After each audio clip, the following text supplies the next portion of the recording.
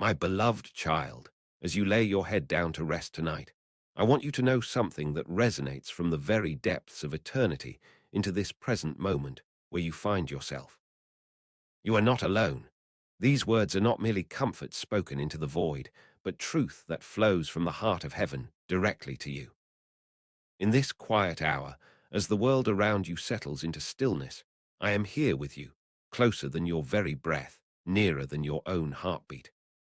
I have never left you, not for a single moment, not through any circumstance or season of your life. My presence with you is not dependent upon your awareness of me, not contingent upon your feelings, not earned by your performance or lost through your failures. I am here because I chose you before the foundation of the world, because my love for you is not a response to who you are, but the very reason you exist. Tonight, I want to speak to your heart about this profound truth that you are never, ever alone. In those moments when loneliness wraps around you like a heavy blanket, when you feel isolated even in a crowded room, when you wonder if anyone truly sees you or understands the depths of what you carry, I am there. When you wake in the middle of the night with anxiety pressing against your chest, when tears fall onto your pillow and you muffle your sobs so no one will hear, when you sit in silence wondering if anyone would notice if you disappeared, I am there. I see every tear, I hear every whispered prayer, I feel every ache of your heart. There is not a moment of your existence that escapes my attention or falls outside the embrace of my care for you. Do you remember when I walked the dusty roads of Galilee? I know what it means to experience human loneliness. I know what it feels like when friends misunderstand you, when people you trust fall asleep when you need them most, when crowds gather around you, yet no one truly comprehends the weight you carry. In the Garden of Gethsemane, I experienced loneliness in its most profound form, when even my closest disciples could not stay awake to keep watch with me in my hour of greatest need. I know the feeling of being abandoned, of facing difficult moments without the comfort of human presence. On the cross, I cried out in the depths of separation, feeling the weight of isolation for your sake. I have walked through the valley of loneliness so that you would never have to walk it alone. I understand your experience from the inside, not as an observer, but as one who has lived it. And yet, through all of that, I was never truly alone because the Father was with me. And now, dear one, I am with you in that same way, with that same constant, unwavering presence.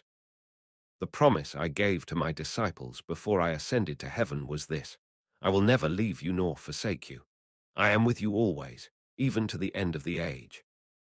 These are not empty words meant to provide temporary comfort. They are eternal promises, backed by my very nature and sealed by my blood. I cannot break my word to you. It is impossible for me to abandon you, because my love for you is not subject to change, not influenced by circumstances, not dependent on your worthiness. In this moment, as you rest, I want you to become aware of my presence with you.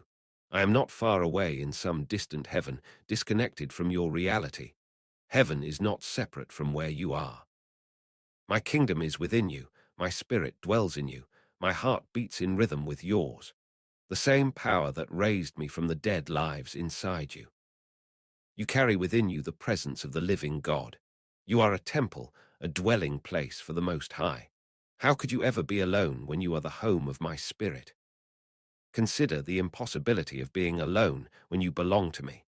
Where could you go that would separate you from my love? If you ascend to the heights of joy and success, I am there celebrating with you.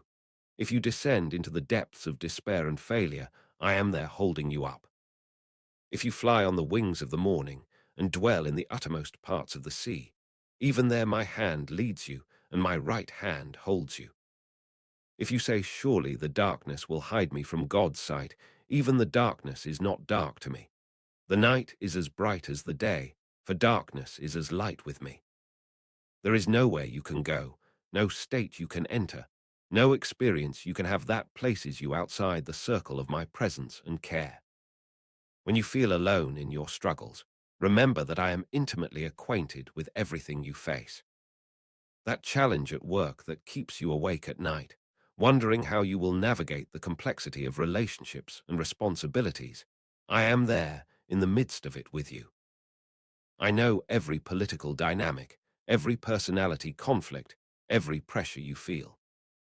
That situation in your family that weighs so heavily on your heart, where you wonder how healing will ever come, where you feel helpless to bring about the change you long to see. I am there working in ways you cannot perceive. I am moving in the hearts of those you love, even when you see no evidence of it. I am orchestrating circumstances, opening doors, preparing the way. That financial pressure that feels overwhelming, that keeps you calculating and recalculating, wondering how you will make it through. I am your provider. I see what you need before you ask.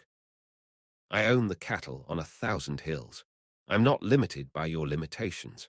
I'm not worried about your provision because I have already made arrangements for your needs to be met. My ways of providing may not look like what you expect, but they are always sufficient. I fed 5,000 with a boy's small lunch. I provided for the widow with oil that multiplied. I sent manna from heaven for a nation wandering in the wilderness. My creativity in meeting your needs is endless. That health concern that frightens you, that makes you feel vulnerable and afraid, I am the great physician. I formed your body in your mother's womb, knitting you together with intricate care. I know every cell, every system, every process. I'm not surprised by what is happening in your body. I am not limited by medical prognosis or statistical probability. I am the God who heals. Whether I heal you instantly, gradually, or sustain you through the challenge, my presence with you in the midst of it is your greatest treasure. Even if you walk through the valley of the shadow of death, you need fear no evil because I am with you. My rod and my staff, they comfort you. When you face decisions and do not know which way to turn, when you stand at crossroads feeling confused and uncertain, afraid of making the wrong choice, I am your wisdom. You do not have to figure everything out on your own. You do not have to carry the weight of your future on your shoulders. I know the plans I have for you, plans to prosper you and not to harm you, plans to give you hope and a future. I am leading you, guiding you by my spirit. Trust me with what you do not understand. I can see around corners you have not yet reached. I know what lies ahead. I am preparing you for your future even now, even through this present moment of uncertainty. That relationship that has left you feeling isolated, whether through betrayal or misunderstanding, distance or death, I see the hole it has left in your life. I see how you ache for connection, for someone who truly understands you. I am that someone. I understand you completely, and I never misinterpret your heart. I know what you mean, even when your words come out wrong. I know your intentions, even when your actions fall short. I see the real you, beneath all the masks and defenses, beneath the person you present to the world, beneath even the person you think you are. And what I see, I love completely. There is nothing about you that makes me turn away. There is nothing you could tell me that would shock me or diminish my love for you. In your loneliness, I want to be your companion. Talk to me as you would talk to your closest friend. Share with me your deepest thoughts, your secret fears, your hidden hopes. Tell me about your day, the things that made you smile, the things that frustrated you. Let me into the ordinary moments of your life. I am not only interested in your big spiritual moments or your crises. I care about the mundane details of your existence because they make up the fabric of your daily experience. I want to be included in everything, not relegated to emergency calls or Sunday mornings. I know that sometimes my presence does not feel tangible to you. You wish you could see me with your physical eyes, hear my voice with your physical ears, feel my embrace with your physical body. I understand that longing. But I want you to know that my spiritual presence with you is even more real and substantial than any physical presence could be. When you saw me with your physical eyes after my resurrection, I appeared and disappeared, limited by time and space. But now, through my spirit, I can be simultaneously present with you and with every other believer across the globe. I am not less with you because I am also with others. My attention is not divided. My presence is not diminished. I am fully present with you in this moment, as if you were the only person in the universe. Learn to recognize the ways I make myself known to you. Sometimes it is a sudden sense of peace that washes over you in the midst of chaos. Sometimes it is a scripture that comes to mind exactly when you need it. Sometimes it is a conversation that addresses precisely what you have been wrestling with. Sometimes it is beauty that takes your breath away and reminds you of my creative love. Sometimes it is an unexpected provision that arrives just in time. Sometimes it is a dream that gives you insight or comfort. Sometimes it is simply a knowing deep in your spirit that I am near. I am constantly speaking, constantly revealing myself, constantly making my presence known in 1,000 different ways. Ask for eyes to see and ears to hear, and I will help you become more aware of how I am already with you. The enemy of your soul wants you to believe that you are alone. He whispers lies in your most vulnerable moments, suggesting that you have been abandoned, that no one cares, that you are facing your battles without help. He magnifies your isolation and minimizes my presence. He wants you to feel forsaken, because he knows that this lie, if you believe it, will weaken your faith and rob you of the strength that comes from knowing you are not alone. Do not listen to his lies. Counter them with truth. Speak aloud if necessary. Jesus is with me. I am not alone. God has promised never to leave me or forsake me. His presence is with me right now. I may not feel it, but I know it by faith, and I choose to believe the truth rather than the lie. There is a difference between being alone and being lonely. You can be surrounded by people and still feel lonely if those relationships are not deep or genuine. But you can also be physically alone without being lonely when you are aware of my presence with you. Some of my most devoted followers through history have been those who spent significant time in physical solitude, hermits in deserts, monks in cells, mystics in quiet contemplation. They were not lonely because they had learned the secret of practicing my presence, of cultivating awareness of me. You do not have to become a hermit to learn this. You can practice my presence in the midst of your busy life, in your workplace, in your home, in your daily activities. Practice talking to me throughout your day. Not just formal prayers, but running conversation. Include me in your thoughts. When something amusing happens, share the laugh with me. When something frustrates you, tell me about it. When you see something beautiful, thank me for it. When you feel overwhelmed, ask me for help. When you accomplish something, celebrate it with me. When you fail, confess it to me and receive my forgiveness and encouragement. This constant conversation will help you become more aware that you are never alone, that every moment of your life is shared with me. Remember that I am not only with you, but I am for you. I am on your side. I am your advocate, your defender, your champion. When accusations come against you, whether from others or from your own mind, I stand between you and the accuser. When you feel condemned, I remind you that there is now no condemnation for those who are in me. When you feel unworthy, I remind you that I have made you worthy through my blood. When you feel inadequate, I remind you that my strength is made perfect in your weakness. I do not stand at a distance criticizing you. I stand beside you, within you, empowering you, believing in you, calling out the best in you. In your loneliest moments, remember the truth of my incarnation. I did not remain distant from human suffering. I entered into it. I took on flesh and blood. I experienced hunger and thirst, joy and sorrow, friendship and betrayal, acceptance and rejection. I did this to identify with you completely, to demonstrate that I am not a God who remains aloof from human experience. I am Emmanuel, God with us. My presence with you is not theoretical or abstract. It is real and tangible, expressed through the Holy Spirit who dwells within you and through my body, the church, my people who are my hands and feet in the world. Speaking of my church, remember that you are not only connected to me, but through me to all who belong to me. even if you do not have close relationships with other believers right now. You are part of a vast family that spans the globe and stretches through history. You are connected to saints who lived centuries ago and to believers who will live centuries from now. You are part of a great cloud of witnesses, a communion of saints, a family that transcends time and space. When you feel isolated from other people, remember this larger reality. You belong to something immense and eternal, but I also care about your need for tangible, present-day community.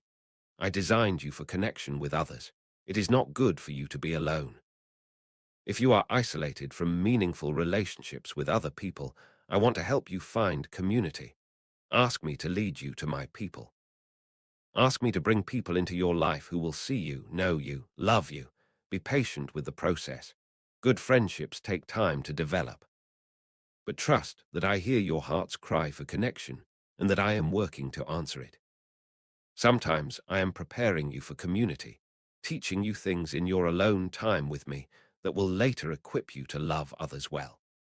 Sometimes I am preparing the community for you, orchestrating circumstances that will bring you together with the right people at the right time. In seasons of intense loneliness, I sometimes allow you to feel the ache of isolation so that you will press into me more deeply.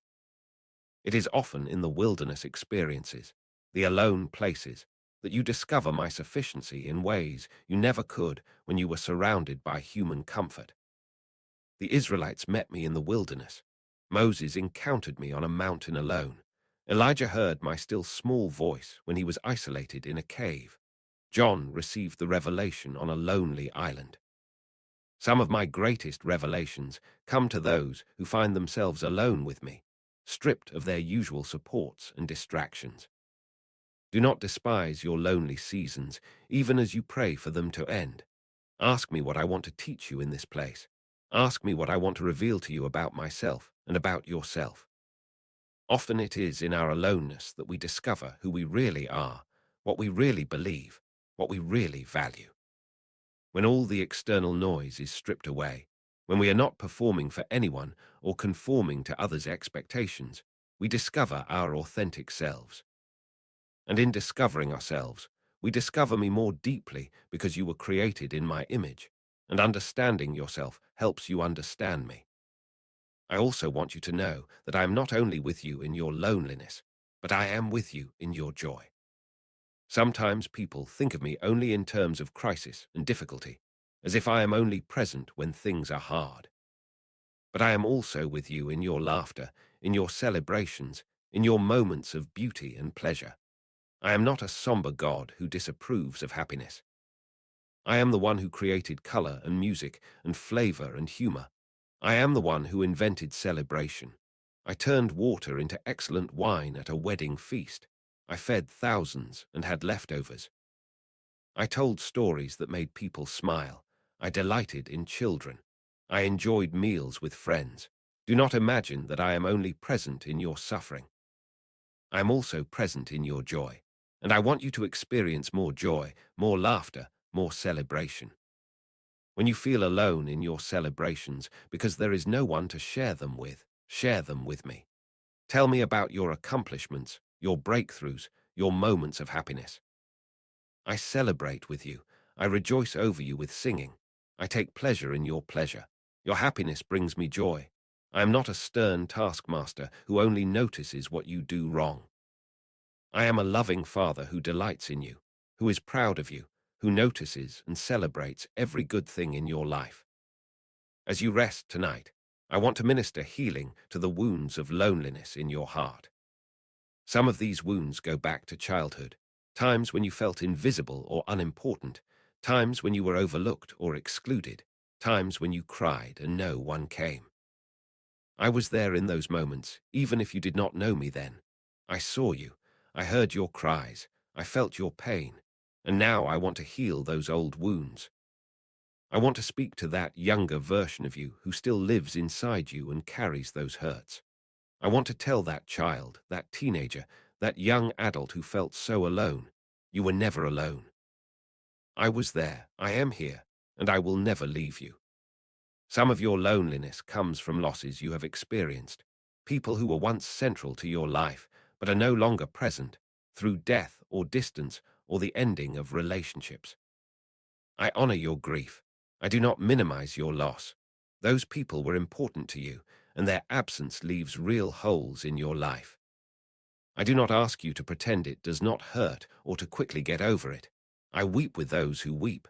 I'm acquainted with grief. But I also want you to know that I am able to fill the emptiness they left behind.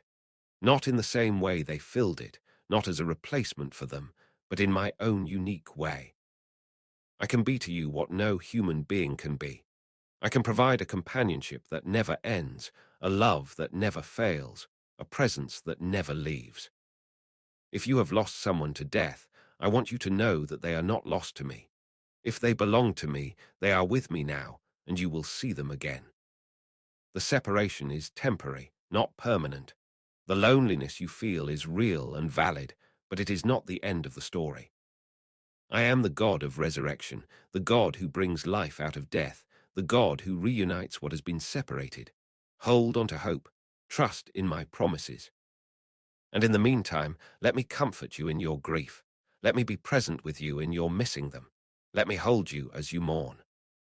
If you have lost someone through the ending of a relationship, through betrayal or divorce, or a friendship that fractured, I see the complicated grief you carry.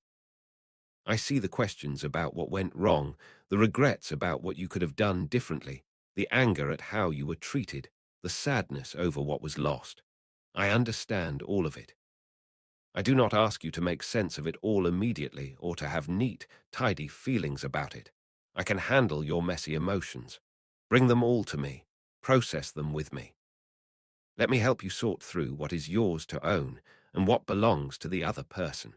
Let me help you release what is not yours to carry. Let me help you find healing and, eventually, forgiveness, not because what happened was okay, but because I do not want you to remain imprisoned by bitterness. Sometimes loneliness comes not from the absence of people, but from the feeling that no one truly knows you. You may be surrounded by acquaintances, by people you exchange pleasantries with, but lack anyone who knows the real you, the unedited version, the parts you hide from public view. This kind of loneliness can feel even more painful than physical isolation, because you are alone in a crowd, disconnected even in the midst of connection. I want you to know that I see the real you, and what I see, I love. You do not have to perform for me. You do not have to filter yourself for me. You do not have to present a sanitized version of yourself to me. I already know everything about you, every thought, every feeling, every secret, every struggle. And I do not love you less for any of it. I love you as you are, completely and unconditionally. With me, you can be fully yourself. You can drop all your defenses, remove all your masks, stop managing your image. You can be honest about your doubts, your questions, your confusion. You can express your anger, your disappointment, your frustration, even when those feelings are directed at me. I can handle your honesty. In fact, I prefer it to polite distance. I want relationship with you, and real relationship requires honesty. The Psalms are filled with brutally honest expressions of human emotion directed at God. Complaint, confusion, anger, despair, all of it is expressed openly. I want you to have that kind of honest relationship with me. As you develop this kind of honest, intimate relationship with me, I also pray that you will find human relationships where you can be authentically yourself. Not everyone deserves access to your inner world, but some people do. Ask me to help you discern who is trustworthy, who can hold your story with care, who will not betray your vulnerability. Then take risks to open up, gradually, appropriately, testing the waters. Real intimacy requires vulnerability, and vulnerability requires courage. But the reward of being truly known and truly loved by another human being is worth the risk. I want to speak to those of you who have chosen loneliness as a form of self-protection. You have been hurt before, and you are afraid to open your heart again. You keep people at a distance because it feels safer than risking more pain. I understand this impulse, But I also want you to know that I did not create you for isolation. Walls that keep out pain also keep out love. The very thing you most need is on the other side of the risk you are most afraid to take. I'm not asking you to be foolish or to trust people who have proven themselves untrustworthy. But I am asking you to not let past hurt dictate your future. Let me heal your heart so that you can love again, trust again, connect again. I will help you be wise. I will help you set appropriate boundaries. But do not let fear keep you locked in loneliness. For some of you, loneliness comes from the feeling that you do not fit anywhere. You look around at groups and communities and feel like an outsider. You do not quite match any category. You are too this or too that, not enough of something else. You feel like a misfit, like you do not belong anywhere.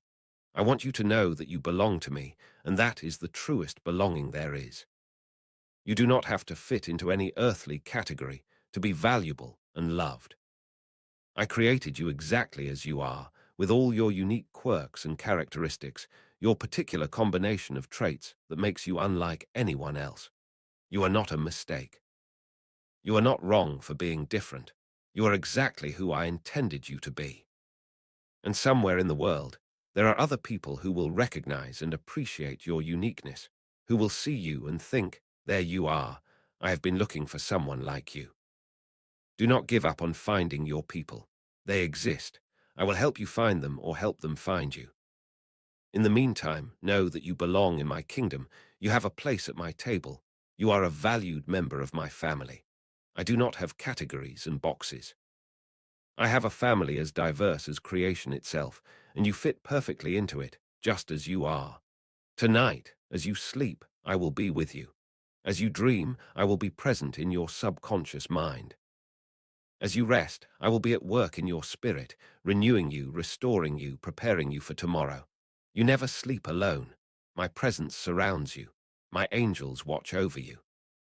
My spirit lives within you. You are held, protected, cherished. You are not alone in the dark.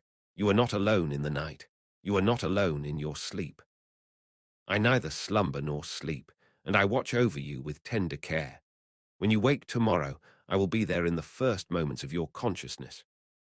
Before you are fully awake, before you remember all that you face, I will be with you. As you move through your day, I will walk beside you in every moment. At work, at home, in transit, in conversation, in solitude, I will be present. You do not have to do life alone.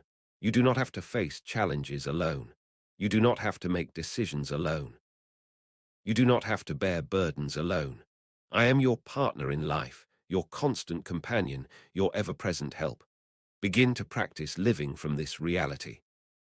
Instead of thinking, I am alone and I need to handle this by myself, think, Jesus is with me and I can face this with his help. Instead of feeling the weight of isolation, acknowledge the reality of his presence.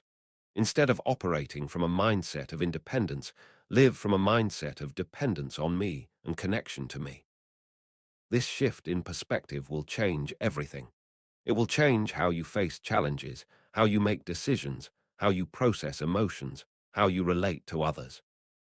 I also want to speak about the loneliness of leadership, for some of you who carry responsibility for others.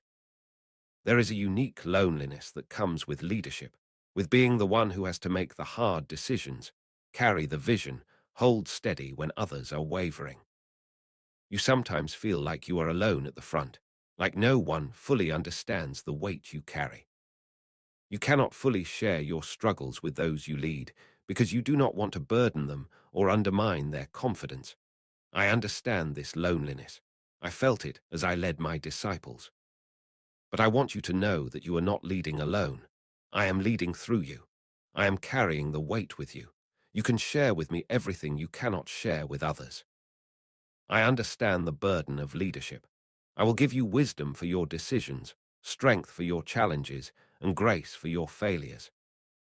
I also want to speak to those of you who are in a season of waiting, which can be a profoundly lonely experience. You are waiting for something to happen, for something to change, for a promise to be fulfilled, for a breakthrough to come. And in the waiting, you feel alone, forgotten, left behind while others seem to be moving forward. I have not forgotten you. I have not abandoned you in this waiting place. I am actively working even when you see no evidence of it. Your waiting is not wasted time. I am preparing you, shaping you, teaching you things that can only be learned in the waiting. I am also preparing what you are waiting for, orchestrating circumstances, moving pieces into place. Trust me in the waiting. I know the right timing for your breakthrough. Some of you are lonely because of your calling or your convictions. You have taken stands that have cost you friendships. You have made choices that have set you apart. You have pursued a path that few understand or support. You feel alone in your commitments, isolated by your obedience to me. I see you. I honor your faithfulness. I know the cost of following me. I walked a path that cost me everything, that set me apart, that made me misunderstood and rejected. I am with you on your path. Your faithfulness matters more than popularity. Your obedience matters more than acceptance. And I promise you, you will not lose anything for my sake, that I will not restore to you in greater measure. The loneliness of your obedience is temporary. The reward of your faithfulness is eternal. Tonight, I invite you to rest in my presence. Stop striving to feel less alone. Stop trying to manufacture connections or manipulate circumstances to ease your loneliness. Simply be with me. Let me be enough for you in this moment. Practice being present with me who is present with you. Breathe deeply and know that every breath is a gift from me, evidence that I am sustaining you. Feel your heartbeat and remember that it beats within the rhythm of my love for you. Relax your body and let go of the tension that loneliness brings. You do not have to carry that weight. I am here. You are not alone. As you drift towards sleep, meditate on this truth. I am with you always. Always means in every moment, in every circumstance, in every season. It means when you are happy and when you are sad, when you are strong and when you are weak, when you are faithful and when you fail, when you are surrounded by people and when you are utterly alone. When you understand and when you are confused, when you feel my presence and when you do not. Always means always. There are no exceptions. There are no conditions. There are no limits to my promise to be with you. You are my beloved child, chosen and treasured. You are not alone tonight. You are not alone tomorrow. You are not alone ever. I am with you in this present moment, and I will be with you every moment that follows until I bring you home to be with me face to face, where loneliness will be impossible, because you will be surrounded by love so complete and joy so full that isolation will not even be a concept you remember. Until that day comes, I walk with you, live in you, surround you with my presence. You are never alone because I am always with you. Rest in this truth, sleep in this peace, wake to this reality. You are not alone, my beloved. You are not alone. Let me speak more deeply into the places where loneliness has wounded you. I know that some of you carry loneliness that has lasted for years, perhaps even decades. It has become such a familiar companion that you almost do not remember what it feels like to not be lonely. You have adjusted to it, accommodated it, built your life around it. But I want you to know that I never intended for you to live this way. Loneliness was not part of my original design for humanity. In the garden, before sin entered the world, Adam walked with me in the cool of the day. He had perfect communion with me and perfect community with Eve. Loneliness entered as part of the brokenness that sin brought into the world, along with death and pain and shame. But I came to restore what was lost. I came to heal what was broken. I came to redeem what was damaged by sin. And that includes your loneliness. I do not simply want to help you cope with loneliness or learn to live with it. I want to heal it at its root. I want to restore you to the kind of connection you were created for, first with me and then with others. This healing may not happen overnight. Deep wounds take time to heal. Patterns that have been established over years take time to transform. But I am patient, and I am committed to your complete healing and restoration. Part of healing loneliness involves understanding where it comes from. For some of you, loneliness is rooted in childhood experiences of neglect or abandonment. Perhaps you had parents who were physically present but emotionally absent, who provided for your material needs but not your emotional needs. Perhaps you were raised in a home where expressing feelings was discouraged or punished, where vulnerability was seen as weakness. Perhaps you experienced loss early in life, losing a parent or sibling, and never fully processed that grief. Perhaps you were bullied or excluded by peers, left out of groups and activities, made to feel like you did not belong. These early experiences of aloneness shaped your sense of self and your expectations of relationships. They taught you that you are alone, that no one will be there for you, that you cannot count on others. And those lessons, learned so early, have followed you into your adult life. I want to go back to those places with you and bring healing. I want to speak truth to the lies you learned. You are not unworthy of love and attention. You are not too much or too little. You are not a burden. You are not forgettable. You are not destined to be alone. The people who should have been there for you and were not, that was their failure, not yours. Their absence did not define your value. Their neglect did not determine your worth.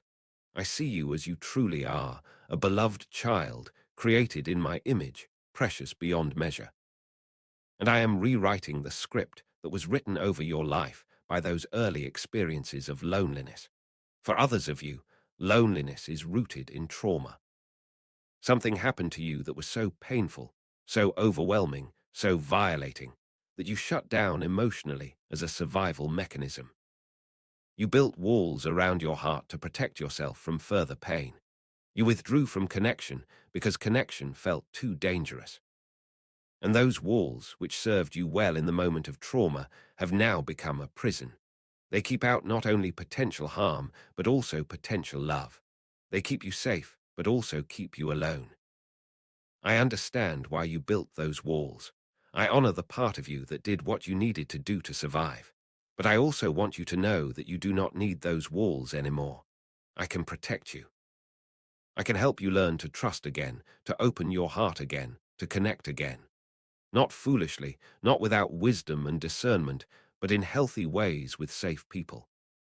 I will help you dismantle the walls brick by brick, at a pace you can handle, and I will be with you every step of the way.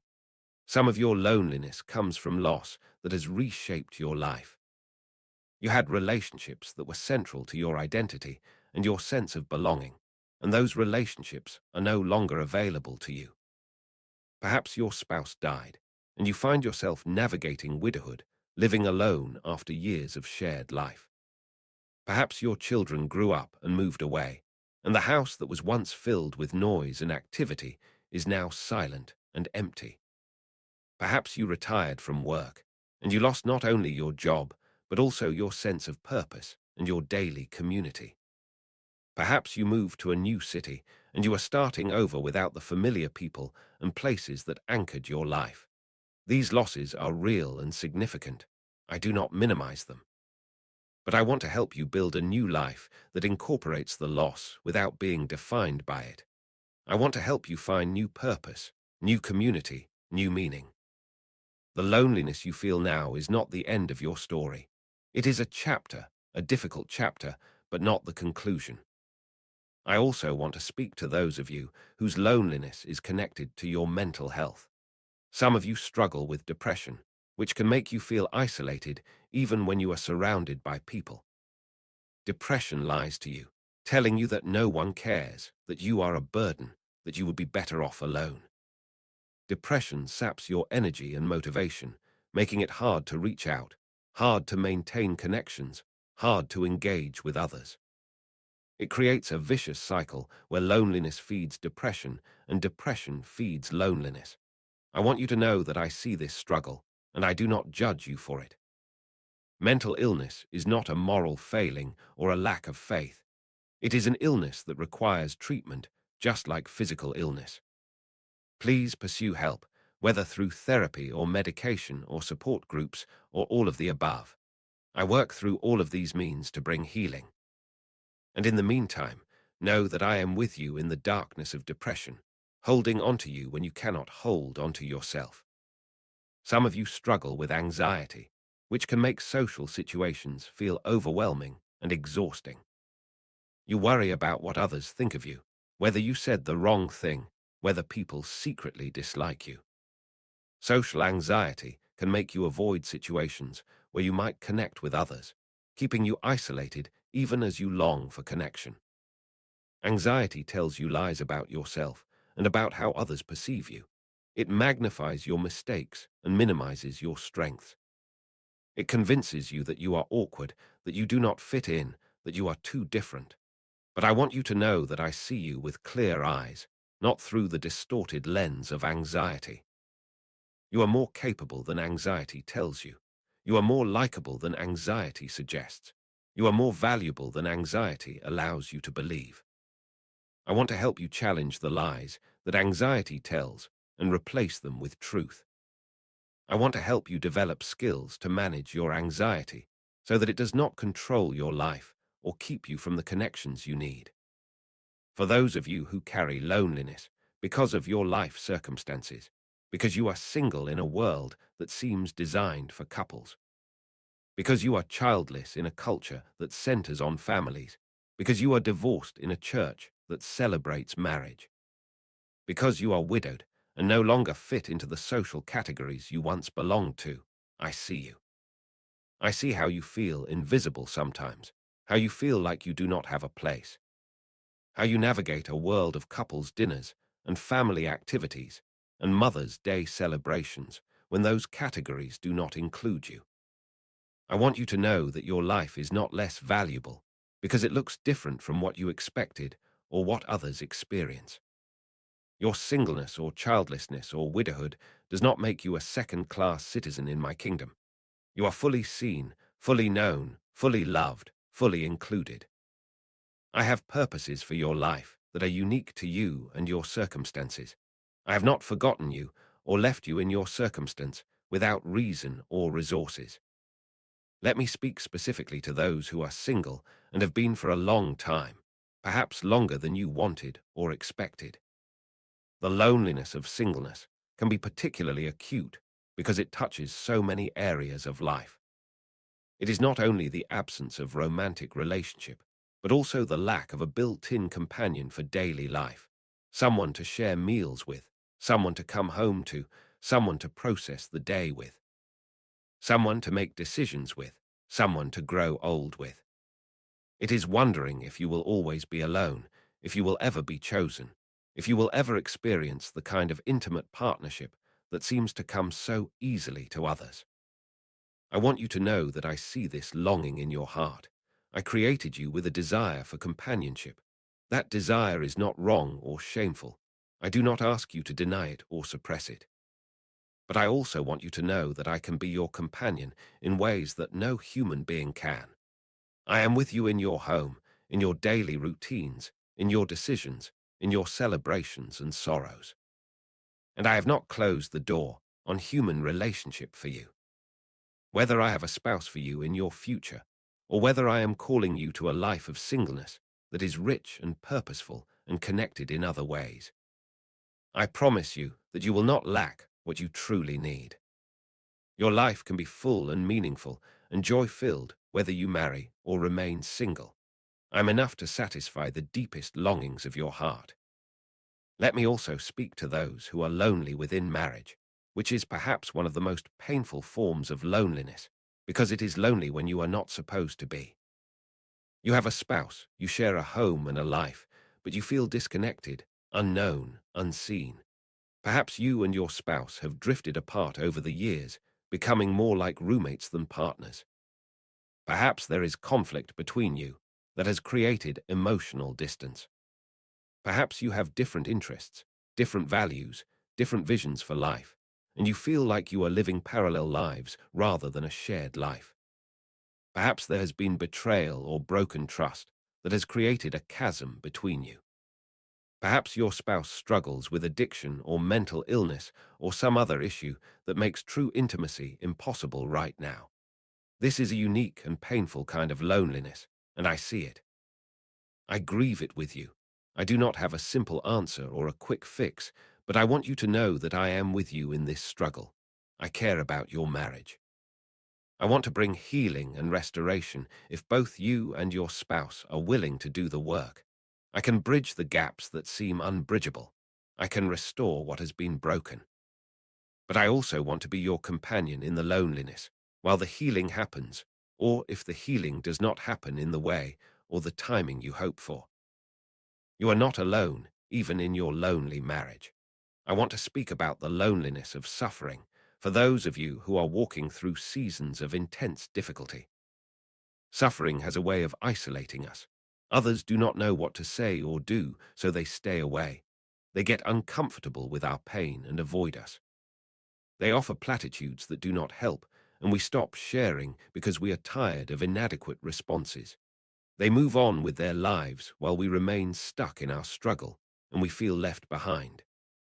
We feel like no one truly understands what we are going through. Job experienced this kind of loneliness in his suffering. His friends came to comfort him, but ended up accusing him and adding to his pain. They thought they understood his situation, but they did not.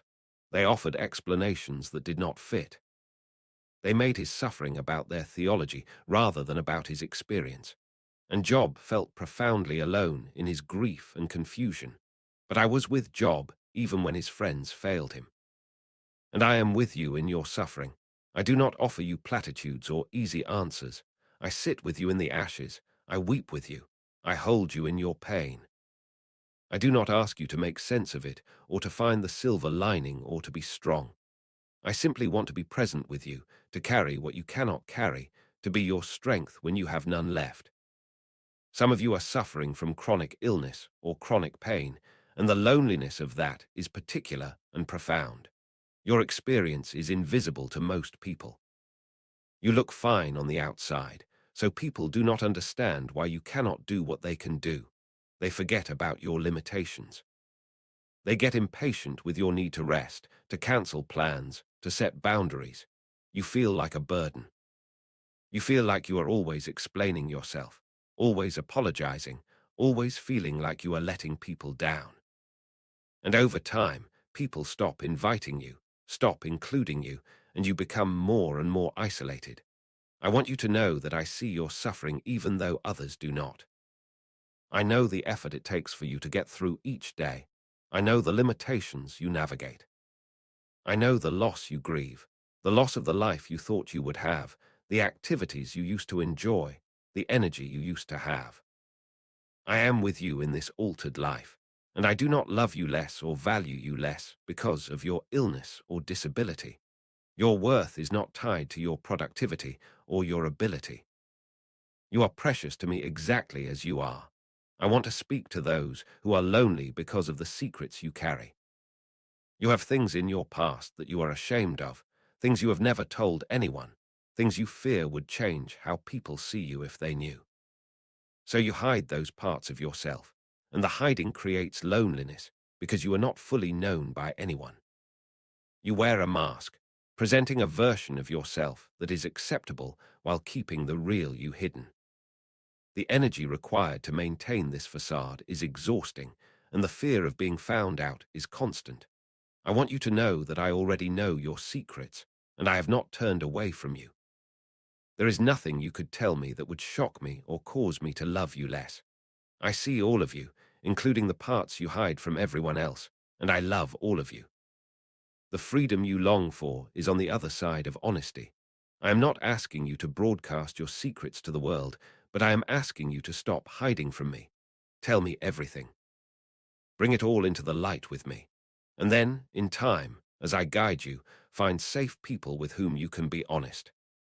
The risk of vulnerability is real, but the reward of being truly known and still loved is worth it. Let me speak to those whose loneliness is connected to shame. Shame tells you that you are defective, that there is something fundamentally wrong with you, that you are unworthy of love and belonging.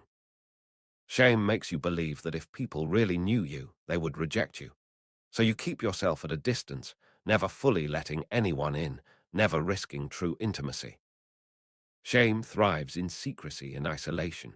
It grows stronger when you are alone with it, but shame cannot survive in the light of truth and love. when you bring your shame into my presence and receive my love, when you dare to be vulnerable with safe people and experience their continued love and acceptance, shame begins to lose its power. I want to free you from shame. I want you to know that you are not defective. You are not fundamentally flawed. You are my beloved creation. Whatever has made you feel ashamed, whether things you have done or things that were done to you, I can redeem it all. Your past does not define your future. Your mistakes do not determine your identity. I am making all things new, including you. I want to address the loneliness that comes from feeling misunderstood. You try to explain yourself, your thoughts, your feelings, your experiences, but others do not seem to get it. They misinterpret your words. They jump to conclusions. They filter what you say through their own experiences and miss what you are actually trying to communicate. Over time, you stop trying to explain. You learn to keep things to yourself. You resign yourself to being misunderstood. But I want you to know that I understand you perfectly. I know what you mean even when your words are inadequate. I know your heart, your intentions, your deepest thoughts. You never have to worry about being misunderstood by me. And I am teaching you how to communicate more effectively with others, how to express yourself in ways that increase the likelihood of being understood. But even when you are misunderstood by everyone else, you are fully understood by me. For those of you who experience loneliness because of cultural or linguistic differences, because you are an immigrant or refugee living in a country that is not your homeland, speaking a language that is not your native tongue, navigating customs that are foreign to you, missing the people and places and food and familiar rhythms of home, I see you. I know what it is like to be a stranger in a foreign land. My earthly family fled to Egypt when I was a baby, refugees seeking safety. I know what it is like to be displaced. And throughout my ministry, I was often in places where I was not understood, where I was foreign, where people looked at me with suspicion or confusion. I understand your experience. And I want you to know that you belong in my kingdom. You are not a stranger to me. You are home when you are with me. And I am working to create connections for you in your new place. People who will embrace you, who will learn from you, who will be enriched by your presence, even as you are enriched by theirs. I want to speak to those who are experiencing loneliness in old age. You have lived a long life, and many of the people who were important to you are gone. Your spouse may have died. Your friends have passed away or moved to assisted living or can no longer maintain connection because of their own health issues. Your children are busy with their own lives. Your grandchildren are absorbed in their activities. You feel forgotten, left behind, irrelevant. Society values youth and productivity, and you feel like you no longer have a place or purpose. But I want you to know that you are not done. Your life is not over. Your value does not diminish with age. You carry wisdom and experience that younger generations need. Your prayers matter. Your presence matters. You are not a burden. You are a treasure. And I am with you in these later years of your life, closer than ever, preparing you for the transition from this life to the next, from time into eternity, from separation to experiencing loneliness because of your work, whether you work from home and miss daily interaction with colleagues, or you work in an environment where you feel disconnected from your coworkers, or you are unemployed and miss the structure and purpose and social connection that work provided. I am with you in your work or in your search for work. I care about what you do each day. I care about your work environment. If you are isolated in your work, I want to help you find ways to build connection. If you are unemployed, I want to help you find meaningful work. In the meantime, know that your value is not defined by your employment status. You are valuable because you are mine, because I created you, because I love you. I want to speak to parents who feel lonely, especially mothers of young children who spend long hours at home caring for children, doing work that is vital but undervalued, craving adult conversation and intellectual stimulation, feeling invisible and taken for granted. I see you. I value what you do. The work of raising children is holy work, kingdom work. It matters immensely even though it does not show up on a resume or earn a paycheck or get public recognition. I am with you in the long days and the longer nights. I am with you in the monotony and the exhaustion. I am with you in the moments of joy and the moments of overwhelming frustration. You are not alone in this work, and I want to help you find support, find community with other parents who understand, find time for yourself to be refreshed and renewed.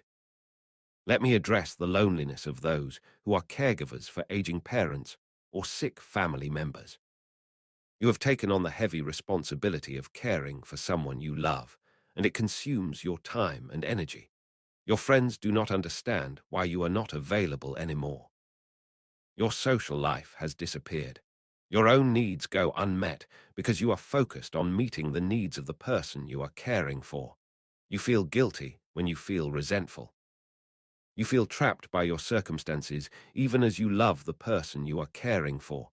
This is a complicated and exhausting kind of loneliness. I see you. I honor what you are doing. I am with you in the daily grind of caregiving. I am your strength when you feel like you cannot keep going. I am providing for you even as you provide for the one in your care. And I am orchestrating help for you, bringing people alongside you to share the burden, providing resources you need, giving you moments of rest and refreshment in the midst of your responsibilities. I want to speak to those whose loneliness is seasonal, connected to particular times of year. For many people, holidays are especially lonely times.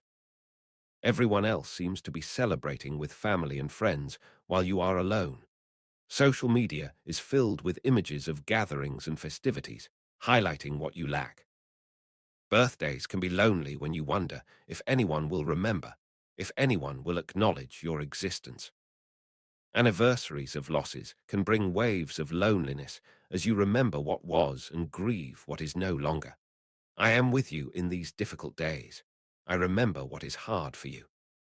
I acknowledge your pain. I sit with you in your loneliness. And I am actively working to bring people into your life who will remember you, who will celebrate with you, who will acknowledge the days that are hard. Let me speak about the specific loneliness of Sunday mornings for those who go to church alone, or who do not go to church because going alone is too painful. You watch families arrive together, friends greet each other, groups gather for lunch after the service, and you slip in and slip out unnoticed. Or you stay home because it is too painful to be surrounded by people and still feel alone. I want you to know that church should be a place of belonging for you, a place where you are welcomed and included. If your church is not that place, I want to help you find a church community that will embrace you. If you are in a good church but struggling to connect, I want to help you take steps toward connection, to reach out, to get involved in a small group or a ministry or a service opportunity where you can build relationships. I know that this requires courage and effort, especially when you are already weary from loneliness. But I will help you. I will go before you and prepare the way. I will bring people across your path who will welcome you and include you. I want to address the loneliness that comes from the pace and structure of modern life. We live in a time of unprecedented connectivity through technology, yet we are lonelier than ever. We have hundreds of friends on social media, but no one to call in a crisis. We communicate constantly, but rarely have meaningful conversations. We are always busy, always rushed, always stressed, with no time or energy for the kind of unhurried presence that builds real relationship. We move frequently, change jobs often, live far from extended family, and lack the stable, rooted communities that previous generations had. All of this contributes to a pervasive loneliness that is structural as well as personal. I see this. I grieve what has been lost in this modern way of life. And I want to help you build something different, something slower, something deeper. I want to help you create rhythms and routines that make space for connection. I want to help you prioritize relationship over productivity, presence over business. I want to help you resist the cultural forces that isolate you and instead build a life that is rich in real community. For those of you whose loneliness is compounded by poverty, by lack of resources, by living in unstable housing or homeless, by the stigma and isolation that comes with financial struggle, I see you. I see how poverty compounds loneliness, how it creates barriers to connection, how it brings shame that keeps you from reaching out. I see how you struggle in ways that others do not see or understand. I was born in poverty. I lived simply. I had nowhere to lay my head at times. I relied on the generosity of others.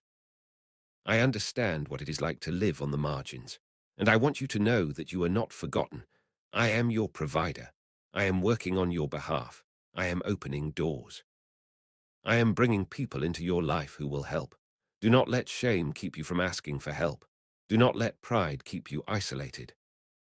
My people are called to care for those in need, and when you receive help, you are giving others the opportunity to be my hands and feet.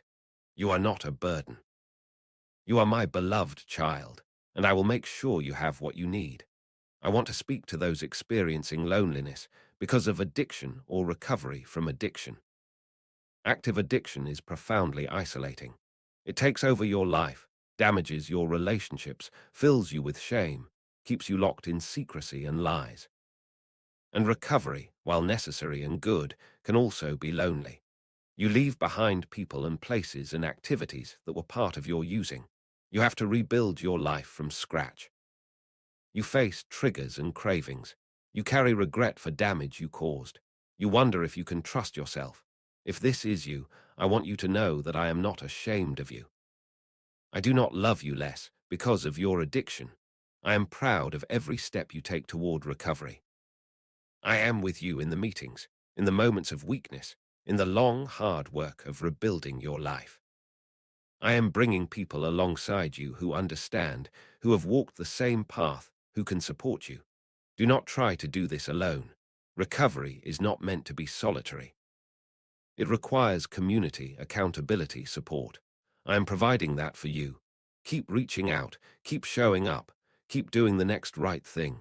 I am with you every step of the way. Let me speak to those whose loneliness is connected to mental health hospitalization or treatment. Being in a psychiatric facility is isolating. You are separated from your normal life, your home, your people. You are in crisis, vulnerable, frightened. Others do not always know how to respond or what to say, so they avoid you. There is stigma around mental health treatment that adds to the isolation. If you have been through this or are going through this now, I want you to know that I am with you there. I am not afraid of your mental illness. I am not put off by your crisis. I am not judging you for needing help. I am proud of you for getting the treatment you need. I am working through the medical professionals who are caring for you. I am sustaining you through this difficult time.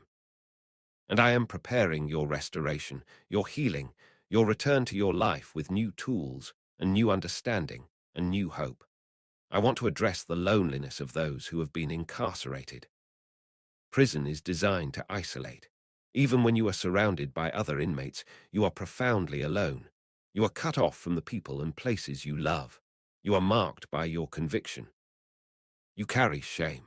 You wonder if anyone on the outside still cares, if you will have anything to return to when you are released. If this is your experience, I want you to tell you that I have not abandoned you there. I am with you in your cell. I am with you in the day room, in the yard, in the cafeteria. I see you. I know your name. I know your story. I know your regret. I know your hope for something different when you get out. I am preparing a way for you. I am not finished with your story. Your past does not define your future. I am the God of second chances, of new beginnings, of redemption. I will restore what has been lost. I will redeem what has been broken.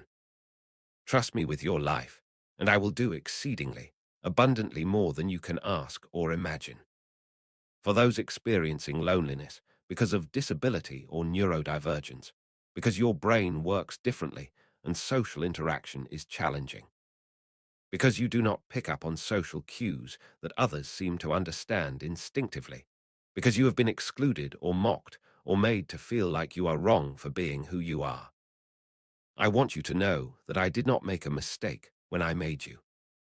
You are not broken. You are beautifully and wonderfully made, exactly as I intended. The world is not always accommodating to those who are different, but that is the world's limitation, not yours. I value you. I celebrate you. I delight in your unique way of seeing and experiencing the world. And I am bringing people into your life who will appreciate you for who you are, who will not try to change you or fix you, but will celebrate you and learn from you. Let me speak to the loneliness of those who have experienced rejection from their families because of their identity, their beliefs, their choices. To be cut off from your family of origin is a grief and loneliness that cuts deep. These are the people who are supposed to love you unconditionally, and their rejection feels like a statement about your fundamental worthiness. I want you to know that I have not rejected you. I see you. I love you exactly as you are. I am creating new family for you, a chosen family, a spiritual family, people who will love you well, who will accept you fully, who will become like parents and siblings and children to you. I am the Father who will never reject you, and I am surrounding you with brothers and sisters who will walk with you through life. You are not without family. You have me, and you have the family I am building around you. I want to speak about the loneliness that can come after a spiritual experience or season of closeness with me. Sometimes after a mountaintop experience, a retreat, a conference, a time when you felt my presence powerfully, you come back down to ordinary life and feel let down. Lonely for that intensity of connection. You wonder where I went, why you cannot sustain that feeling.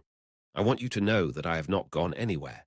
The intensity of feeling comes and goes, but my presence remains constant. I give you mountain-top experiences to encourage you, to strengthen you, to remind you of my reality and my love. But I do not intend for you to live on the mountaintop. I intend for you to take what you experience there back into the valley of your ordinary life. The challenge is to learn to recognize my presence in the mundane moments, not only in the extraordinary ones. I am just as present when you are washing dishes as I was when you were singing worship songs with hundreds of others. I am just as present in your morning commute as I was in the prayer chapel. The intensity of emotion is not an accurate measure of my presence. Faith is learning to trust that I am with you even when you do not feel anything. For those who experience loneliness because of your intellectual journey, because you have questions, doubts, uncertainties about faith, and you feel like you cannot be honest about those struggles in your religious community because doubt is seen as weakness or lack of faith, I want you to know that I am not afraid of your questions. I welcome your honesty. I can handle your doubts. Real faith is not the absence of doubt, but trust in spite of uncertainty. Ask me your hard questions. Wrestle with your doubts. I will not punish you for being honest. I will meet you in your questioning. And I am bringing people into your life who can walk with you in this journey, who will not judge you or try to give you easy answers, but will sit with you in the complexity and uncertainty. I want to address the loneliness of those who work night shifts or irregular schedules that put you out of sync with the rest of the world. While others are sleeping, you are working. While others are awake and available for social activities, you are sleeping. It is hard to build and maintain relationships when your schedule does not align with anyone else's. I see this challenge. I am with you in your night shifts. I do not sleep, so I am always available to you regardless of what hour you are awake. And I am orchestrating connections for you with others who share similar schedules or who are flexible enough to accommodate yours. Let me speak to military families experiencing loneliness because of deployments that separate you from your spouse, because of frequent moves that disrupt your community, because of the unique stresses of military life that civilians do not always understand. I see you. I honor your sacrifice and the sacrifice of your family member who serves. I am with your spouse in their deployment, protecting them, sustaining them, bringing them home to you. I am with you in their absence, providing what you need, surrounding you with support. I am with you in each new place you move to, preparing community for you. helping you put down roots even when you know they are temporary. I am with your children who struggle with the moves and the separations. I am sustaining your entire family through the unique challenges of military life. For those experiencing loneliness, because you are in a season of intense focus and sacrifice, perhaps in medical school or graduate school, perhaps building a business, perhaps caring for young children, and you have had to set aside social life and hobbies and much of what brought you joy because this season requires everything you have. I see you. I see your sacrifice. I see how you are pressing forward toward a goal, and I honor that commitment. But I also do not want you to lose yourself in the process. I want to help you find balance, to carve out moments of rest and connection even in the midst of your busy season.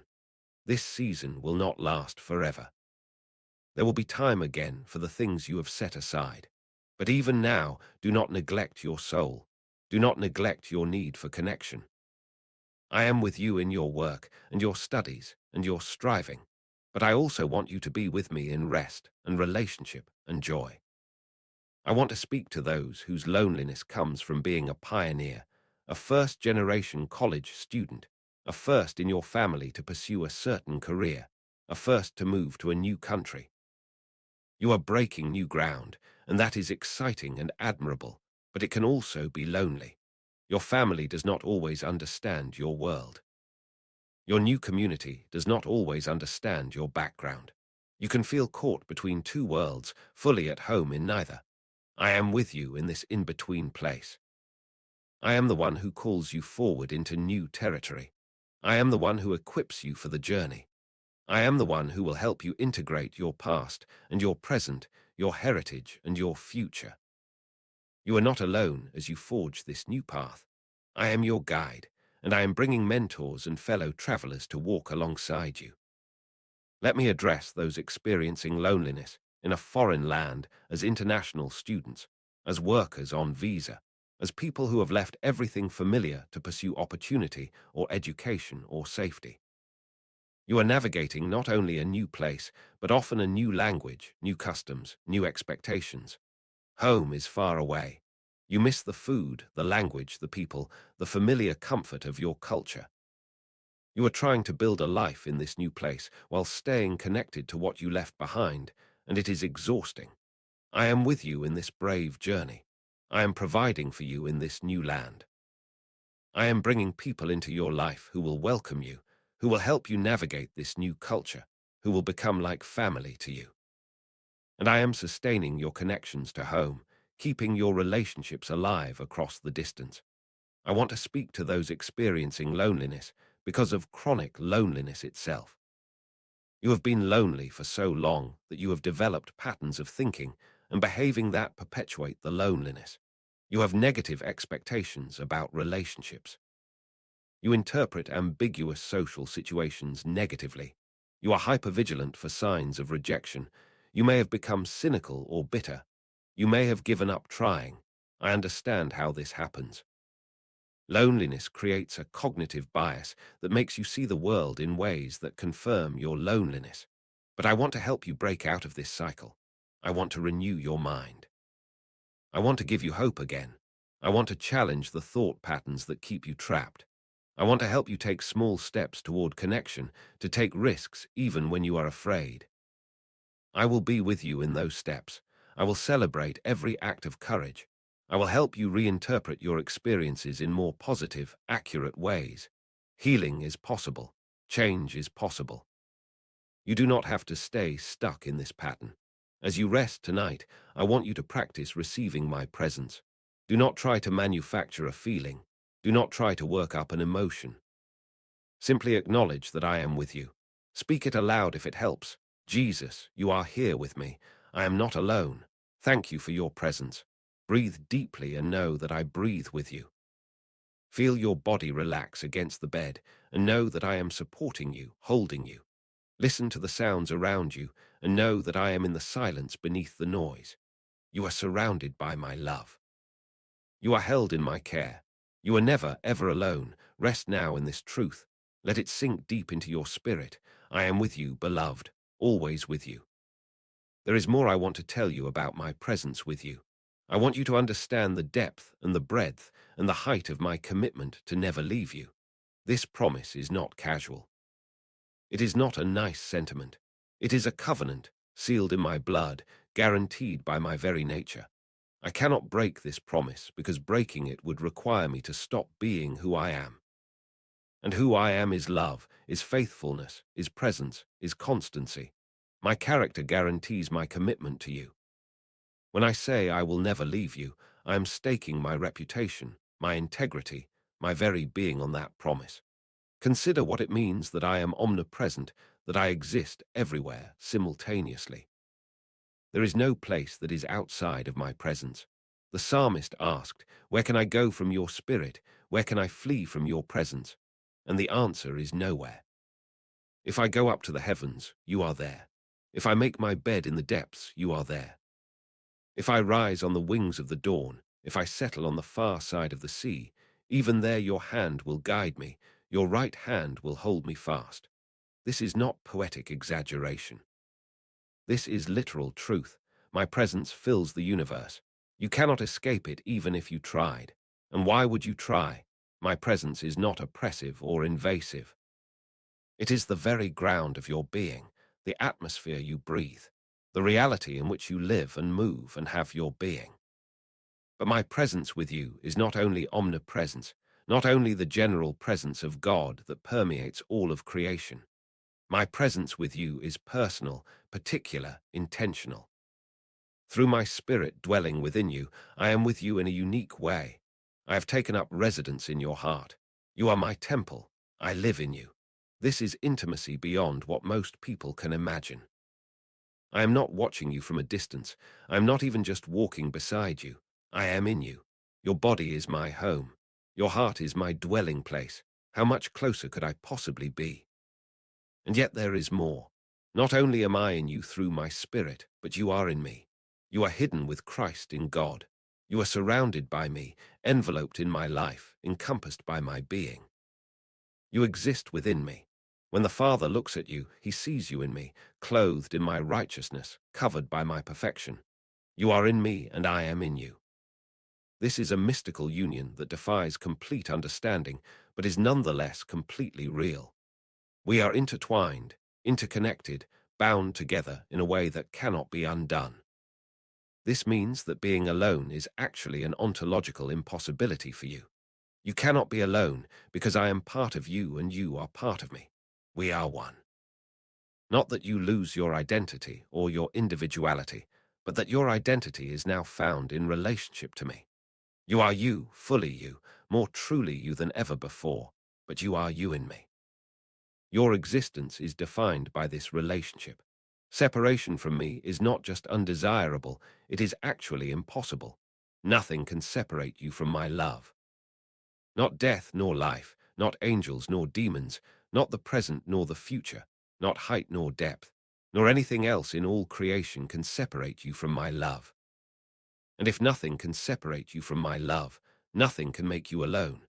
I want to speak more about how to experience my presence, how to become more aware of me in your daily life. The truth is that I am always with you, but your experience of my presence can vary greatly. Sometimes you feel me strongly. Sometimes you feel nothing. The fluctuation in your experience does not reflect a fluctuation in my actual presence. I am as present when you feel nothing as I am when you feel everything. But I do want you to experience my presence more fully, more consistently. I want your awareness of me to grow. So let me teach you some practices that can help. First, practice the discipline of God's presence. This is the intentional cultivation of awareness that I am with you at all times. It starts with morning acknowledgement. When you first wake up, before you check your phone or think about your to-do list, acknowledge my presence. Say good morning to me. Thank me for the night's rest. Invite me into your day. This sets the tone for the entire day. It reminds you from the start that you are not facing the day alone. Throughout the day, pause periodically to remember that I am with you. Set reminders on your phone if that helps. When you see the reminder, stop for just a moment and acknowledge me. You do not need a long prayer. Just a quick hello, a brief thank you, a moment of awareness. These periodic pauses throughout the day train your mind to default to awareness of my presence rather than defaulting to feeling alone. Second, practice talking to me constantly. Not formal prayers necessarily, though those have their place, but ongoing conversation. Include me in your thoughts. When something amusing happens, share the laugh with me. When you face a challenge, immediately talk to me about it rather than stewing on it alone. When you see something beautiful, thank me for it right in that moment. When you are making a decision, ask for my wisdom as the choice presents itself, not just in a dedicated prayer time later. This constant conversation makes my presence tangible and real. It shifts you from intellectual knowledge, that I am with you, to experiential awareness of my presence. Third, practice scripture meditation. My word is living and active. When you read scripture, you are not just reading ancient texts, you are encountering me. I speak to you through my word. Choose a verse or a short passage and read it slowly multiple times. Notice what words or phrases stand out to you. Ask me what I want to say to you through this passage. Listen for my voice in the words. Let the scripture soak into your spirit. Memorize verses that speak to you about my presence, verses you can recall when you are feeling alone. Let my word dwell in you richly. As you fill your mind with truth about my presence, you will find it easier to remember and experience that presence. Fourth, practice gratitude. Gratitude is one of the most powerful ways to become aware of my presence and activity in your life. When you start looking for things to be grateful for, you begin to notice my fingerprints everywhere. You see my provision, my protection, my guidance, my love expressed in countless ways throughout your day.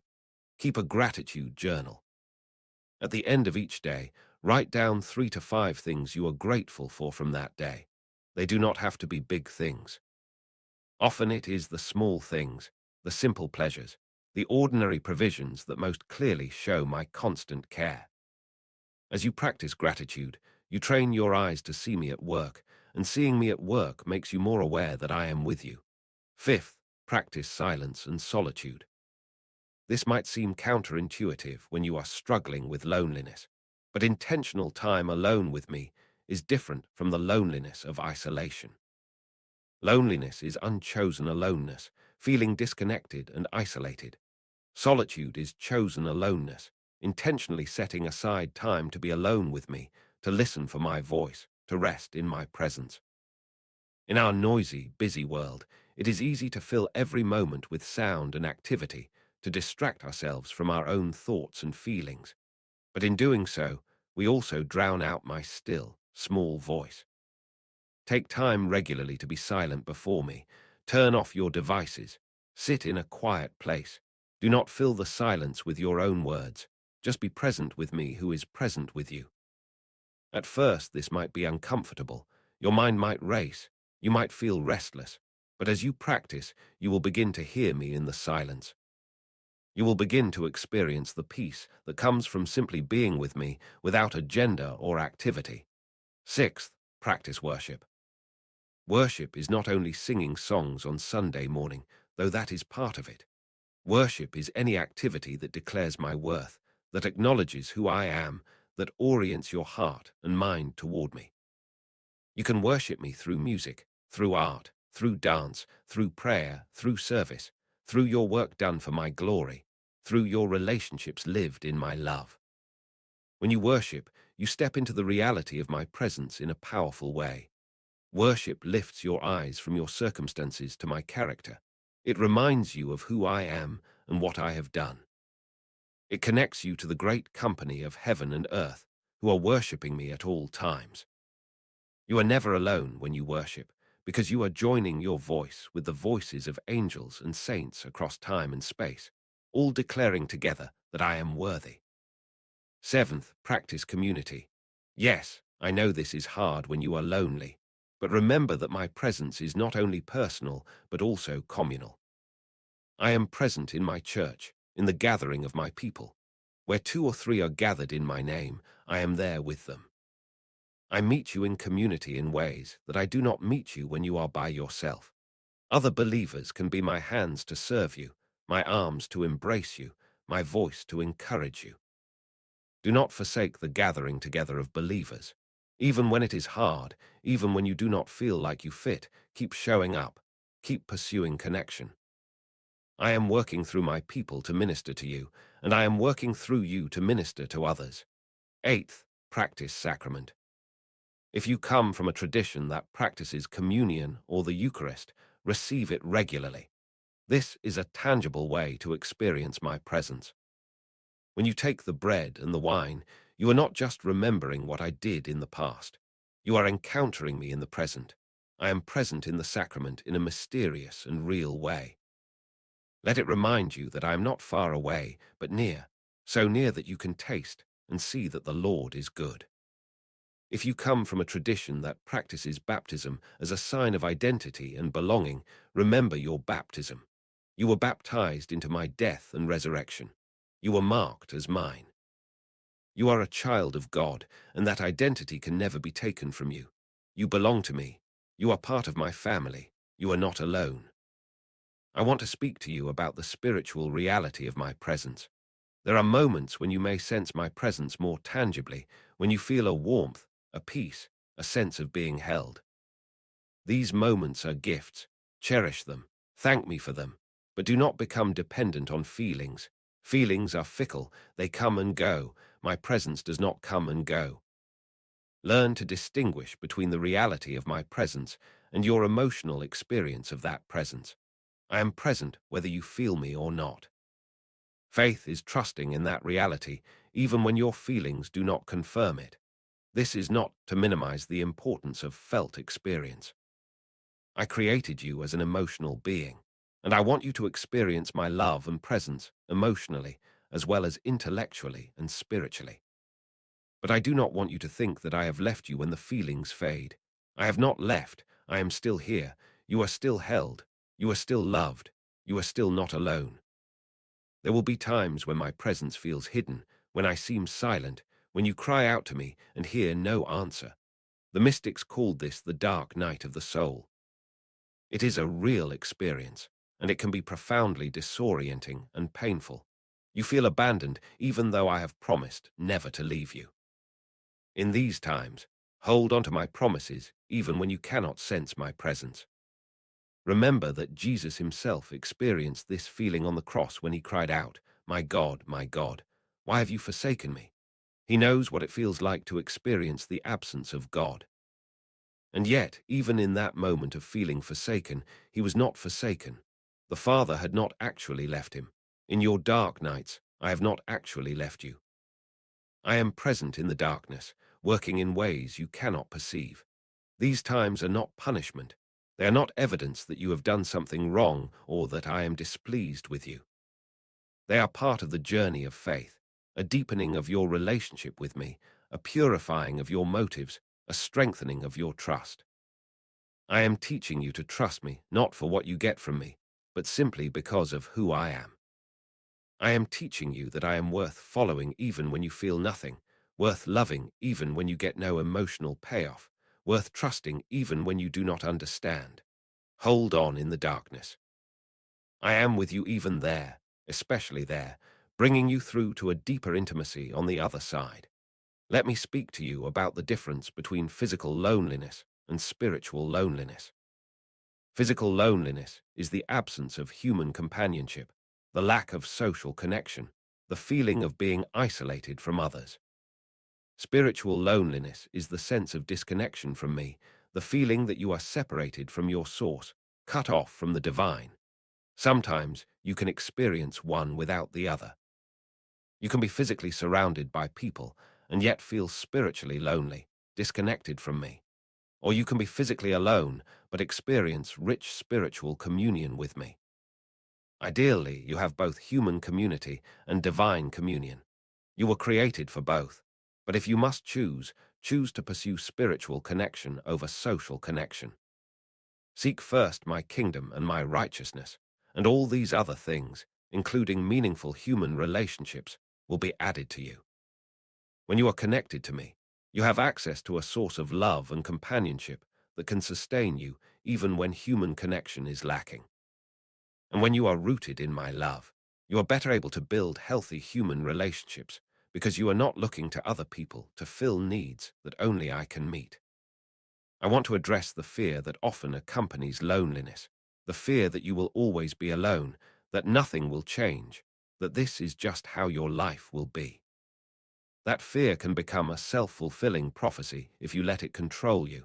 When you operate from fear, you make decisions that reinforce your isolation. You avoid risks. You keep people at a distance. You expect rejection and interpret neutral interactions as confirmation of your unworthiness. But I want to cast out your fear with love. Perfect love casts out fear. My perfect love for you eliminates the power of fear to control you. You do not have to be afraid of being alone because you are not alone. I am with you. And I am working to bring human connection into your life as well.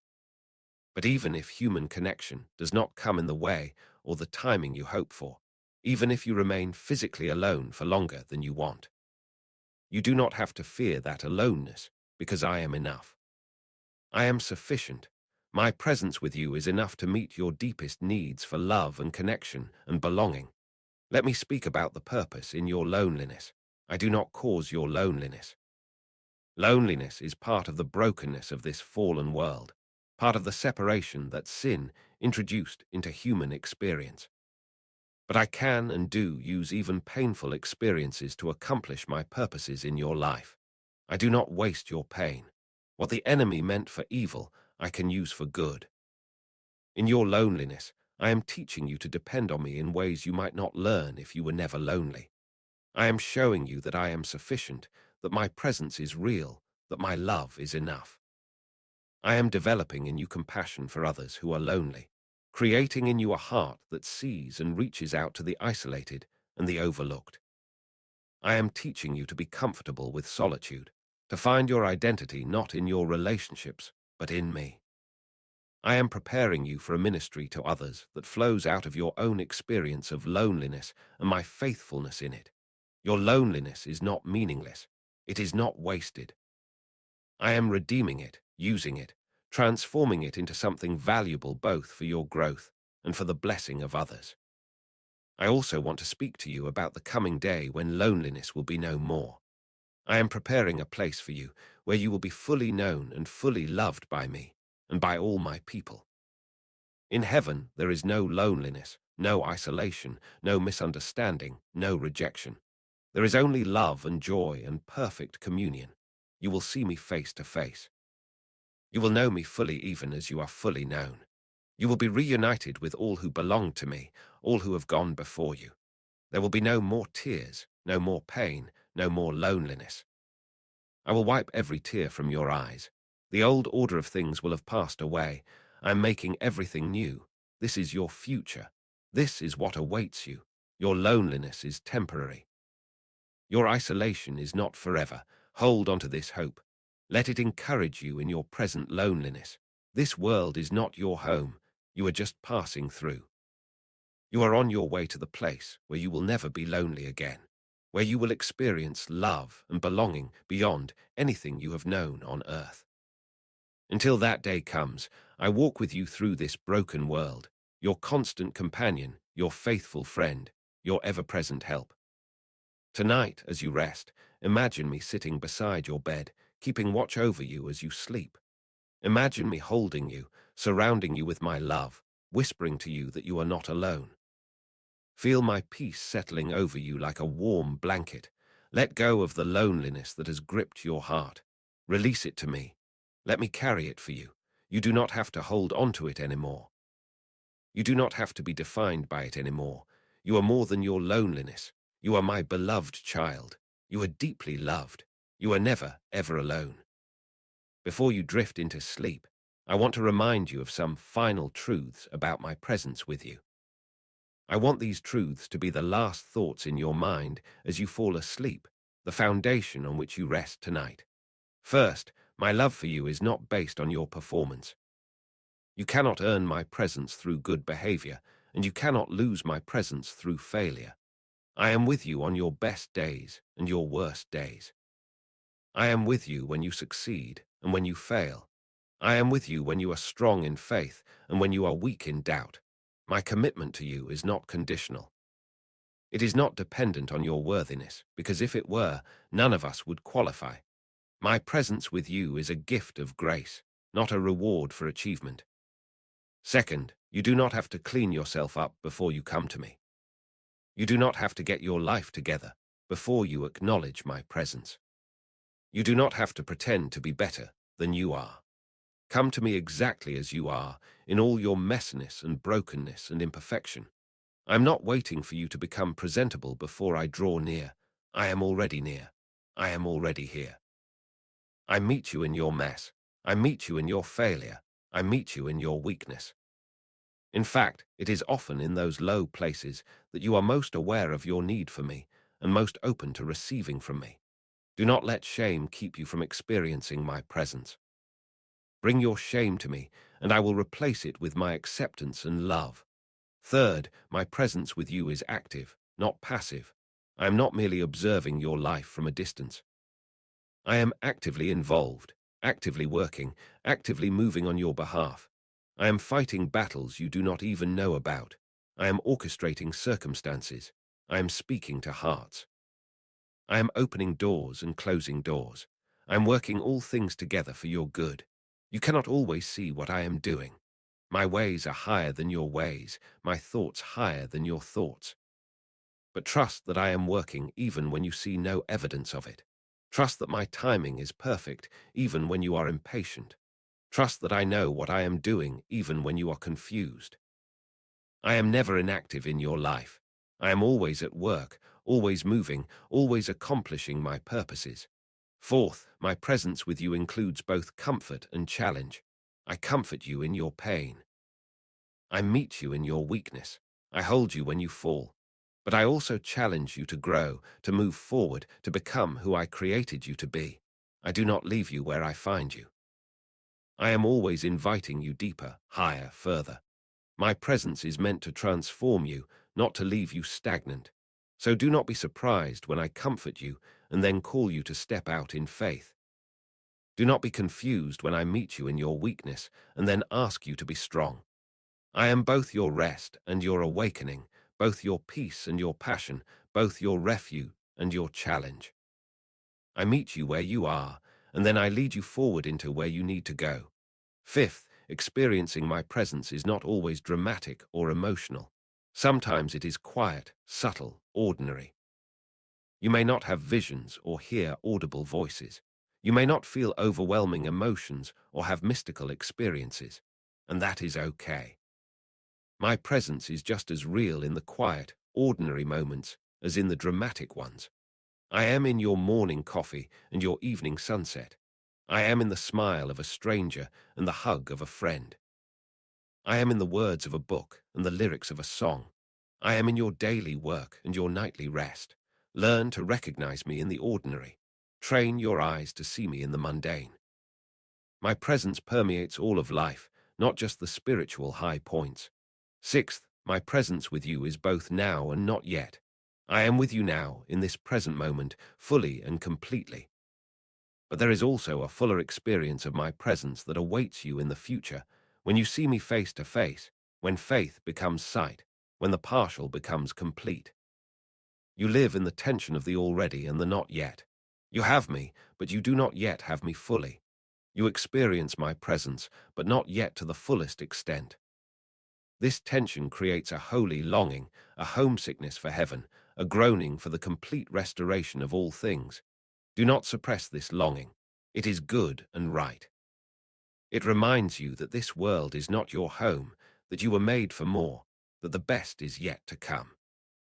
Your present experience of my presence, as real and wonderful as it is only a foretaste of what awaits you. If you find my presence sweet now, imagine what it will be like when all barriers are removed, when all hindrances are eliminated, when you experience me with complete clarity and complete intimacy. Seventh, my presence with you is both personal and universal. I am with you personally, uniquely, individually. My attention is fully on you. My care is specifically for you. I know you by name. I know your story. I know your heart. But I am also universally present with all my people everywhere at once. This is a mystery that human minds cannot fully grasp. How can I be fully present with you and also fully present with billions of others at the same time? But this is part of my divine nature. I am not limited by time or space. I am not constrained by the laws that govern creation. I am present everywhere with everyone at every moment. And yet my presence with each person is not diminished by being simultaneously present with all people. I am fully with you and fully with every other believer. You do not get a fraction of my attention. You get all of it. This is the abundance of God. This is the inexhaustible nature of my love. Eighth, my presence with you is mediated through my spirit, but it is no less real for being spiritual rather than physical. When I walked the earth in human form, I was limited by a physical body. I could only be in one place at a time. My physical presence with the disciples in Jerusalem meant my physical absence from believers in Ephesus. But when I ascended to the Father and sent the Spirit, I became present to all believers everywhere at once. My spiritual presence is actually more advantageous than my physical presence would be. I told my disciples it was good for them that I was going away, because if I did not go away, the Spirit could not come. And when the Spirit came, I came in him. The Spirit is not separate from me. He is my presence. When the Spirit dwells in you, I dwell in you. Do not think that spiritual presence is somehow less real or less valuable than physical presence. It is different, but it is not inferior. It is actually superior because it allows me to be intimately present with all my people at once. Ninth, my presence with you is covenant presence. I have bound myself to you by covenant, by promise, by oath. I have made commitments to you that I cannot and will not break. I am faithful even when you are faithless. I am constant even when you are changeable. I am steadfast even when you are wavering. My love for you is not emotional or sentimental. It is covenantal. It is based on commitment, on choice, on promise. This means you can count on me. You can depend on me. You can trust me. I will never leave you or forsake you because I have covenanted with you. I have pledged myself to you. I have given you my word, and my word is sure and steadfast and unbreakable. Tenth, my presence with you is eschatological, which means it is connected to the ultimate fulfillment of all things. When I am with you, the kingdom of God is present. When my spirit dwells in you, you are a walking outpost of heaven. My presence in you and with you is a preview of the coming kingdom, a taste of the age to come, a down payment on your full inheritance. Because I am with you, you experience now what all creation will experience when I return and restore all things. You have peace in the midst of chaos, because my presence brings the peace of the kingdom. You have joy in the midst of sorrow, because my presence brings the joy of the kingdom. You have love in the midst of hatred, because my presence brings the love of the kingdom. You are a sign, a signal, a preview of what is coming for all creation. And this reality should fill you with hope and purpose. You are not just struggling through your loneliness with my help. You are demonstrating to the principalities and powers the victory that is coming, the restoration that is certain, the love that will ultimately triumph over all darkness and isolation and brokenness. As you prepare for sleep, I invite you to release every burden, every worry, every fear, every hurt, every disappointment, every loneliness. Give it all to me. I can carry what you cannot carry. I can solve what you cannot solve. I can heal what you cannot heal. You do not have to figure everything out. You do not have to fix everything. You do not have to be strong enough or smart enough or capable enough. You just have to trust me. You just have to rest in my presence. You just have to know that I am God and you are my beloved child. Let go of your need to control, your need to understand, your need to have answers. Rest in the mystery of my love. Rest in the certainty of my presence. Rest in the promise that I work all things together for the good of those who love me, who are called according to my purpose. I want you to know that tomorrow is a new day, a fresh start, a clean slate. Whatever happened today, whatever you did or failed to do, whatever you experienced or endured, you can release it now. Tomorrow you will wake to new mercies. My compassions never fail. They are new every morning. Great is my faithfulness. You will wake to my presence with you, to my love surrounding you, to my strength available to you. You will not face tomorrow alone. I will be there when you open your eyes. I will be there in your first breath. I will be there in your first thoughts. I will walk with you through every moment of the coming day. Every challenge you face, I will face with you. Every decision you make, I will guide you in. Every interaction you have, I will be present in. You do not have to be anxious about tomorrow, because I am already there, preparing the way, making arrangements, working behind the scenes on your behalf. And when tomorrow night comes and you lay down to sleep again, I will still be with you. And the night after that, and the night after that, and every night for the rest of your life. I will never leave you. I will never forsake you. I am your constant companion, your faithful friend, your ever-present help.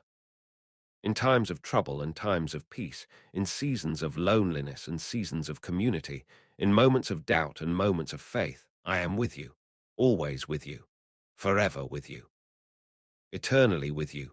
This is my promise. This is my covenant. This is my commitment. You are mine, and I am yours, and nothing can separate us. Nothing can come between us. Nothing can break this bond. You are not alone. You will never be alone. You are held in my love, surrounded by my presence, kept by my power, sustained by my grace. So rest now, beloved. Close your eyes in peace. Breathe deeply of my spirit. Relax into my care. Let your body find comfort in your bed, and your soul find comfort in my love. Let sleep come naturally, gently, easily. Do not fight it or resist it. Trust that I watch over you as you sleep. Trust that I am working even while you rest. Trust that you are safe in my hands. Release the day that has passed.